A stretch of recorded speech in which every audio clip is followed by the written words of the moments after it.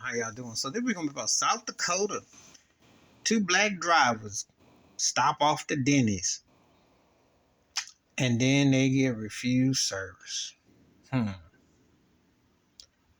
I gotta ask, like, okay, pandemic life, you refuse to go in these restaurants, because of health issues, but also because the food is garbage, but also because the customer service is lousy. And these bigots, for all these places, I got a story. It happened to me at a Denny's. Was going there, I think it was some years ago, to get one of them breakfast. They had some special deal.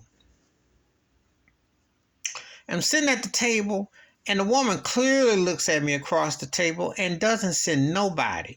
Even the waiter person, what have you, was like looking at her crazy.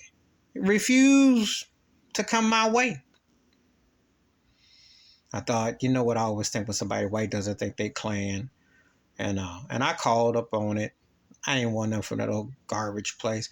But, they were having some kind of deal, and I went there. But the thing is this. These peoples is racist and biased trash. I don't care what Dennis says. Because when it happens to you, you don't forget it. And when you hear about it happening to some cats who, I saw the video and they called the police and that whole thing, and they held these white folks in there, they were going to ignore the brothers. And when you've had experiences with being denied while black, you don't forget it. And I crack up because a dump, how you going to be a dump, garbage food place and be racist too? That don't make no sense. That don't add up. But that's not, but see, pandemic life, save my money, do all my cooking, do all that stuff. Because I didn't want to go back and give them turkeys none of my money, which I didn't set stop. But I know these kind of things are bound to happen. Because you black in the wrong place and someone acts crazy with you. And that's why I don't like going places. Because you see, you got to prove that you got the money. And then you got to act a certain way. Then they're going to act funny with you. And they can be jive with you. And I feel for them two brothers because I'm like, well, look, I know y'all was hungry, but man, y'all really got to be desperate because first of all, their food sucks. And second of all, they racist trash. So two things. And why black folks especially still go to Denny's, I don't get it. Because aside from the lemonade that I remember, they had some deals, but they garbage. They are garbage. Their food is garbage. The place always kind of stanky. And they are racist.